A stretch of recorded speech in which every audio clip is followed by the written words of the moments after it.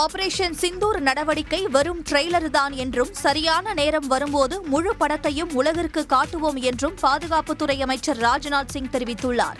குஜராத் மாநிலம் புட்ச் விமானப்படை தளத்தில் வீரர்கள் மத்தியில் பேசிய அவர், தீவிரவாதி மசூத் ஆசாரின் ஜெய்ஷ் இ முகமது அமைப்புக்கு பாகிஸ்தான் 14 கோடி ரூபாய் நிதியளித்ததாக குற்றம் சாட்டினார். இந்தியாவின் தாக்குதலில் முரிட்கே, பகவல்பூர் ஆகிய இடங்களில் உருக்குலைந்த லஷ்கர் இ தொய்பா மற்றும் ஜெய்ஷ் இ முகமது அமைப்பின் உட்கட்டமைப்பை மேம்படுத்தவும் பாகிஸ்தான் நிதி அளித்திருப்பதாகவும் சாடினார். ऑपरेशन सिंदूर अभी खत्म नहीं हुआ है. जो कुछ भी हुआ वह सिर्फ एक ट्रेलर मात्र था. अब समय आएगा, जब भी सही समय आएगा तो हम पूरी पिक्चर भी दुनिया को दिखाएंगे. சர்வதேச நாணய நிதியம் கொடுத்த நிதியை தான் பாகிஸ்தான் தீவிரவாதிகளுக்கு வழங்கியுள்ளதாக குற்றம் சாட்டிய ராஜ்நாத் சிங் அந்நாட்டிற்கு நிதி கொடுப்பதை ரத்து செய்ய வேண்டும் என்றும் வலியுறுத்தினார். டெஸ்ட் கிரிக்கெட்டில் இருந்து ஓய்வு பெற்ற இந்திய கிரிக்கெட் அணியின் கேப்டன் ரோஹித் சர்மாவின் நினைவாக மும்பை வான்கடை மைதானத்தில் உள்ள பார்வையாளர் மாடத்திற்கு அவரது பெயர் சூட்டப்பட்டுள்ளது. மகாராஷ்டிர கிரிக்கெட் சங்கம் சார்பில் மும்பை வான்கடை மைதானத்தில் நடைபெற்ற திறப்பு விழாவில் ரோஹித் தனது குடும்பத்தினருடன் பங்கேற்றார். மேலும் மகாராஷ்டிர முதல்வர் தேவேந்திர பட்னவிஸ், சரத் பவார், ரவி சாஸ்திரி உள்ளிட்டோர் கலந்து கொண்டனர்.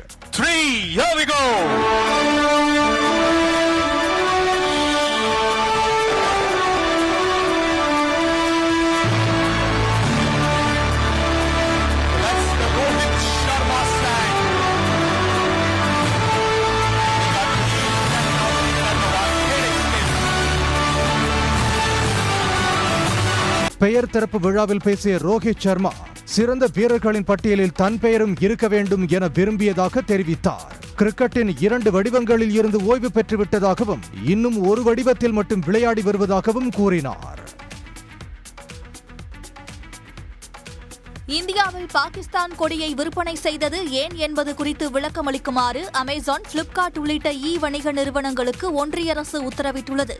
இந்தியா பாகிஸ்தான் இடையே போர் பதற்றம் நிலவும் போது ஆன்லைன் வர்த்தக நிறுவனங்கள் பாகிஸ்தான் கொடி மற்றும் சின்னங்களை இந்தியாவில் விற்பனை செய்வதாக ஒன்றிய அமைச்சர்கள் பியூஷ் கோயல் மற்றும் பிரகலாத் ஜோஷிக்கு அகில இந்திய வர்த்தக கூட்டமைப்பு புகார் தெரிவித்தது. இந்நிலையில் பாகிஸ்தான் கொடிகள் மற்றும் அந்நாட்டு நினைவு சின்னங்கள் உள்ளிட்ட பொருட்களை விற்பனை செய்தது தொடர்பாக அமேசான், பிளிப்கார்ட், தி பிளாக் உள்ளிட்ட நிறுவனங்களுக்கு ஒன்றிய நுகர்வோர் பாதுகாப்பு ஆணையம் நோட்டீஸ் அனுப்பியுள்ளது. ஆன்லைன் வர்த்தக நிறுவனங்கள் இந்த பொருட்களை விற்பனை செய்வதை நிறுத்துவதுடன் நாட்டின் சட்ட விதிகளை மதிக்க வேண்டும் என்றும் ஒன்றிய அமைச்சர் பிரகலாத் ஜோஷி கூறியுள்ளார். தமிழ்நாடு டாஸ்மாக் மேலாண் இயக்குநர் விசாகன் தொடர்புடைய இடங்களில் 2வது நாளாக அமலாக்கத்துறை சோதனை தொடர்ந்தது. டாஸ்மாக் நிறுவனத்திற்கு மதுபானங்கள் கொள்முதல் செய்வதில் முறைகேடு நடந்ததாக புகார் எழுந்தது. இது தொடர்பாக சென்னை மணப்பாக்கத்தில் உள்ள டாஸ்மாக் மேலாண் இயக்குநர் விசாகனின் வீட்டில் நேற்று அமலாக்கத்துறை சோதனை நடத்தியது. பின்னர் அவரை நுங்கம்பாக்கத்தில் உள்ள அலுவலகத்திற்கு அழைத்துச் சென்று அதிகாரிகள் 5 மணி நேரம் விசாரணை நடத்தினர். இந்நிலையில் 2வது நாளாக மீண்டும் விசாகனுக்கு சொந்தமான இடங்களில் அமலாக்கத்துறை சோதனை நடத்தியது. சேலத்தில் பிஸ்கட் பாக்கெட்டுக்குள் கஞ்சா மறைத்து வைத்து சிறை கைதிக்கு கொடுக்க முயன்றவரை போலீசார் கையும் களவுமாக பிடித்து கைது செய்தனர்.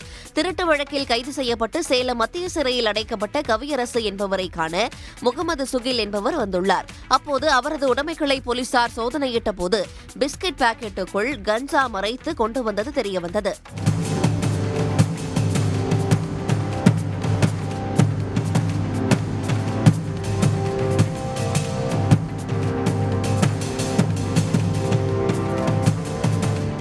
ஒவ்வொரு பிஸ்கட்டுக்கும் நடுவே துளையிட்டு அதில் கஞ்சாவை மறைத்து கைதிக்கு கொடுக்க முயன்ற சம்பவம் பரபரப்பை ஏற்படுத்தியது. இதையடுத்து கஞ்சா கொண்டு வந்த முகமது சுகிலை சிறை காவலர்கள் கைது செய்து அஸ்தம்பட்டி போலீசில் ஒப்படைத்தனர்.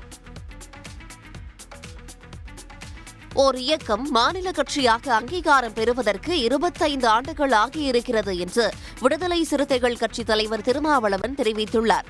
சென்னை தியாகராயர் நகரில் நடைபெற்ற PK ரோசி மலையாள சினிமாவின் தாய் என்ற நூல் வெளியீட்டு விழாவில் பேசிய அவர் சாதிய ஒடுக்குமுறை குறித்தும் தனது அரசியல் பயணம் குறித்தும் விரிவாக பேசினார். அம்பேத்கரின் பிள்ளைகளாக, பெரியாரின் மாணவர்களாக இருப்பதால்தான் தொகுதிகளின் எண்ணிக்கையை தாண்டி திமுக கூட்டணியில் நீடிப்பதாகவும், சமூக நீதி ஆட்சி நடப்பதால்தான் பிரச்சினைகளை பேச முடிகிறது என்றும் தெரிவித்தார். சாதாரணமாக சொல்லிட்டு போகிறாங்க, திமுக விட்ட 2 சீட்டுக்காக நிற்கிறாரு, 3 சீட்டுக்காக நிற்கிறாரு. எத்தனையோ ஆப்ஷன் இருக்குது, அந்த ஆப்ஷன்லாம் நம்ம ஓப்பன் பண்ணலை. வேண்டான்னு நம்ம வீட்டு கதவை சாத்துற, நீ உள்ள நுழையாதன்னு. ஏன்? ஒரே பிரச்சனை தான், உண்மையான அம்பேத்கரின் பிள்ளைகளாக இருப்பதனால், உண்மையாகவே பெரியாரின் மாணவர்களாக இந்த களத்திலே நிற்பதனால். இளநிலை மருத்துவ படிப்புகளில் சேர்வதற்கான நீட் தேர்வு முடிவுகளை வெளியிடுவதற்கு மத்திய பிரதேச உயர்நீதிமன்றம் இடைக்கால தடை விதித்துள்ளது. நாடு முழுவதும் கடந்த 4ஆம் தேதி நடைபெற்ற நீட் தேர்வு முடிவுகள் ஜூன் 14ஆம் தேதி வெளியாகும் என்று எதிர்பார்க்கப்படுகிறது. இதனிடையே இந்தூரை சேர்ந்த மாணவி ஒருவர் தொடர்ந்த வழக்கை மத்திய பிரதேச உயர்நீதிமன்றம் விசாரித்தது. அப்போது தேர்வு மையத்தில் 2 மணி நேரம் மின்தடை ஏற்பட்டதால் சரிவர தேர்வு எழுத முடியவில்லை என்று முறையிட்ட மாணவி மறுதேர்வு நடத்த வேண்டும் என்றும் கோரிக்கை விடுத்தார். இது தொடர்பாக தேசிய தேர்வு முகமை, ஒன்றிய அரசு மற்றும் மத்திய பிரதேச மின் விநியோக நிறுவனம் ஆகியவை 4 வாரங்களுக்குள் பதிலளிக்க உத்தரவிட்ட நீதிபதி வழக்கில் மறு விசாரணை நடைபெறும் வரை நீட் தேர்வு முடிவுகளை வெளியிட தடை விதித்து உத்தரவிட்டார். திருமணத்துக்கு சில மணி நேரத்திற்கு முன் வரதட்சணை பணத்துடன் தப்பியோடிய மாப்பிள்ளையை தெலங்கானா காவல்துறையினர் தேடி வருகின்றனர். கரீம்நகர் மாவட்டம் ரங்காப்பூரை சேர்ந்த மென்பொருள் பொறியாளர் மதுகர் ரெட்டிக்கும் காற்றப்பள்ளியை சேர்ந்த மதுமிதா என்பவருக்கும் நேற்று திருமணம் நடக்கவிருந்தது.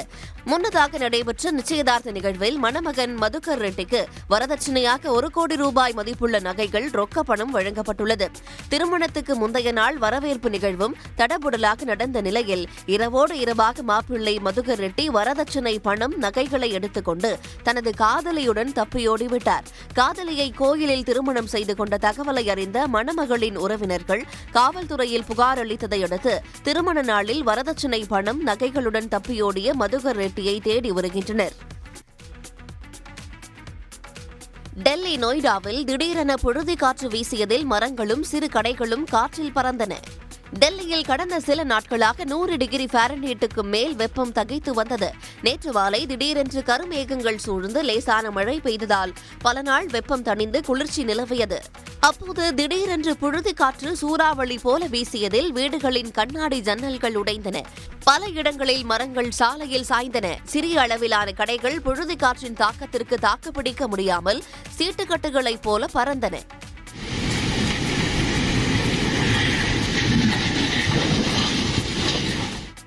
பலத்த சூறை காற்று காரணமாக நொய்டா மற்றும் கிரேட்டர் நொய்டா ஆகிய இடங்களில் மின்சாரம் துண்டிக்கப்பட்டது. பாலிவுட்டில் பிரம்மாண்டமாக உருவாக உள்ள கிங் படத்தில் நடிகை ராணி முகர்ஜி இணைய உள்ளதாக தகவல் வெளியாகியுள்ளது. வார், பதான் உள்ளிட்ட வெற்றி படங்களை இயக்கிய சித்தார்த் ஆனந்த் இயக்கத்தில் இந்த படம் உருவாகிறது. படத்தில் ஷாருக் கானுடன் அவரது மகள் சுஹானா கானும் நடிக்கிறார். இந்த படத்தில் சுஹானா கானுக்கு தாயாக தீபிகா படுகோன் நடிப்பார் என்று கூறப்பட்ட நிலையில் தற்போது அந்த கதாபாத்திரத்தில் நடிகை ராணி முகர்ஜி நடிக்க உள்ளதாக தகவல் வெளியாகியுள்ளது. ஷாருக் கான், ராணி முகர்ஜி கூட்டணியில் குச் குச் ஹோதா ஹே உள்ளிட்ட படங்கள் வெளியாகி வெற்றி பெற்ற நிலையில் தற்போது கிங் படத்திலும் இணைந்துள்ளனர். இந்த படத்தை அடுத்த ஆண்டு அக்டோபர் மாதம் வெளியிட படக்குழு திட்டமிட்டுள்ளது. அதிமுக மாவட்ட செயலாளர்கள் கூட்டம் சென்னையில் வரும் 29 மற்றும் 30ஆம் தேதிகளில் நடைபெறும் என அறிவிக்கப்பட்டுள்ளது. இது தொடர்பாக அதிமுக வெளியிட்டுள்ள அறிக்கையில், சென்னை ராயப்பேட்டையில் உள்ள தலைமை அலுவலகத்தில் பொதுச் செயலாளர் எடப்பாடி பழனிசாமி தலைமையில் ஆலோசனை கூட்டம் நடைபெறும் என தெரிவிக்கப்பட்டுள்ளது. இக்கூட்டத்தில் கட்சி வளர்ச்சி பணிகள் குறித்து மாவட்ட பொறுப்பாளர்கள், மாவட்ட செயலாளர்களுடன் ஆலோசனை நடத்தப்பட உள்ளது. கன்னியாகுமரி மாவட்டம் மருங்கூரில் உள்ள குடியிருப்பு பகுதிகளில் அட்டகாசம் செய்து வந்த குரங்குகளை வனத்துறையினர் கூண்டு வைத்து பிடித்தனர். மருங்கூரைச் சேர்ந்த கனகராஜ் என்பவர் குடியிருப்பு பகுதிகளில் குரங்குகள் தொல்லை செய்வதாக கூறி வனத்துறையினரிடம் புகார் அளித்தார். இந்த புகாரின் பேரில் மாவட்ட வனத்துறையினர் அப்பகுதியில் கூண்டு வைத்ததில் 5 குரங்குகள் சிக்கின. இதனையடுத்து அந்த குரங்குகள் பொய்கை அணையின் வனப்பகுதியில் கொண்டு பாதுகாப்பாக விடப்பட்டன. ஓசூரிலிருந்து கிருஷ்ணகிரி நோக்கி சென்ற ஆம்னி பேருந்துகள் அடுத்தடுத்து மோதிக்கொண்ட விபத்தில் யாருக்கும் பாதிப்பில்லை என்றாலும் தேசிய நெடுஞ்சாலையின் இருபுறமும் 5 கிலோமீட்டர் தூரத்திற்கு போக்குவரத்து நெரிசல் ஏற்பட்டது.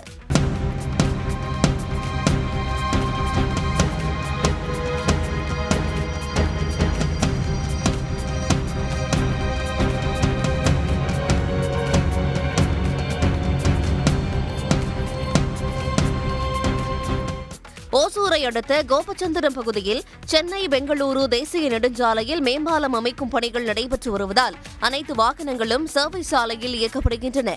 இதனால் அப்பகுதியில் மெதுவாக செல்ல வேண்டிய நிலையில் ஆம்னி பேருந்துகள் மோதிக்கொண்டதால் கடும் நெரிசல் ஏற்பட்டது. சிறிது நேரத்தில் வாகனங்களை அப்புறப்படுத்திய பின் போக்குவரத்து சீரானது. வேலூர் மாவட்டம் குடியாத்தம் கோபாலபுரம் கெங்கையம்மன் சிரசு திருவிழா நேற்று விமர்சையாக நடைபெற்றது. இந்த விழாவில் பங்கேற்ற சட்டம் மற்றும் நீர்வளத்துறை அமைச்சர் துரைமுருகனுக்கு கோயில் நிர்வாகம் சார்பில் பூரண கும்ப மரியாதை அளிக்கப்பட்டது. Anaikattu MLA AP Nandakumar, Gudiyatham MLA Amalu ஆகியோரும் பங்கேற்ற இந்த விழாவில் சுமார் 10 லட்சத்திற்கும் மேற்பட்ட பக்தர்கள் கலந்து கொண்டு சுவாமி தரிசனம் செய்தனர். ஒசூரில் மேம்பாலத்தின் மீது சென்ற ஈச்சர் லாரி ஓட்டுநரின் கட்டுப்பாட்டை இழந்து சாலையோர தடுப்பில் மோதியதில் லாரியில் இருந்த வெங்காய மூட்டைகள் பாலத்திலிருந்து கீழே சிதறின. இதனால் லாரியில் இருந்த டன் கணக்கிலான வெங்காய மூட்டைகள் பாலத்தின் கீழே சாலையில் சிதறின. அவற்றை அந்த வழியாக சென்ற சிலர் அள்ளிச் சென்றனர். திருவள்ளூர் மாவட்டம் பழவேற்காடு கடலில் அழிந்து வரும் ஆமை இனத்தை பாதுகாக்கும் வகையில் ஆலிவ் ரிட்லி ஆமை குஞ்சுகள் கடலில் விடப்பட்டன. கூடைகளில் இருந்து இறக்கிவிடப்பட்ட ஆமை குஞ்சுகள் கடற்கரை மணல் பரப்பிலிருந்து மெதுவாக ஊர்ந்து கடலுக்குள் சென்றன.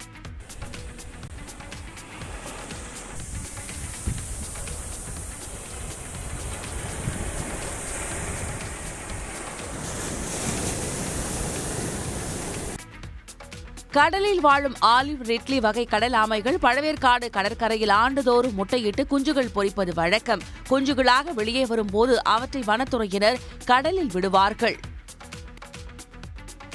தமிழ்நாட்டில் பல்வேறு ஊர்களில் கோடை மழை வெளுத்து வாங்கினாலும் ஒரு சில இடங்களில் வெயில் வாட்டி வதைக்கவும் தவறவில்லை. நேற்று அதிகபட்சமாக ஈரோட்டில் 104.36 டிகிரி ஃபாரன்ஹீட் வெப்பம் பதிவானது. வேலூரில் 100.94, கடலூர் மற்றும் தஞ்சாவூரில் 100.4, திருத்தணியில் 100.22 டிகிரி ஃபாரன்ஹீட் வெயில் பதிவானது. நாட்டிலேயே அதிகபட்சமாக உத்தரப்பிரதேச மாநிலம் பாண்டாவில் 115.16 டிகிரி ஃபாரன்ஹீட்டும், டெல்லி அயாநகர் பகுதியில் 111.2 டிகிரி ஃபாரன்ஹீட்டும் வெயில் கொளுத்தியது. தெலங்கானா மாநிலம் ஆதிலாபாத்தில் 105.44, ஆந்திர மாநிலம் திருப்பதியில் 101.48 டிகிரி ஃபாரன்ஹீட் வெப்பம் பதிவானது. சென்னை அடுத்த செம்பரம்பாக்கம் ஏரியில் பேரிடர் பாதுகாப்பு மற்றும் பொன்னேரியில் ஆற்று வெள்ளத்தில் இருந்து மக்களை காக்கும் ஒத்திகைகள் நடைபெற்றன. செம்பரம்பாக்கம் ஏரி மதகில் இருந்து அதிக அளவு நீர் வெளியேறினாலோ அல்லது அணையின் மீது வெடிகுண்டு வீசப்பட்டாலோ பொதுமக்களை பாதுகாப்பது குறித்த ஒத்திகை சிறுகளத்தூரில் நடைபெற்றது. பொதுமக்கள் அனைவரும் பாதுகாப்பான இடத்திற்கு செல்லுமாறு அறிவுறுத்தப்படுகிறார்கள். அதேபோல பொன்னேரி அருகே கொற்றலை ஆற்றங்கரையோர மக்களை வெள்ளத்தில் இருந்து மீட்பது குறித்த ஒத்திகை நடைபெற்றது.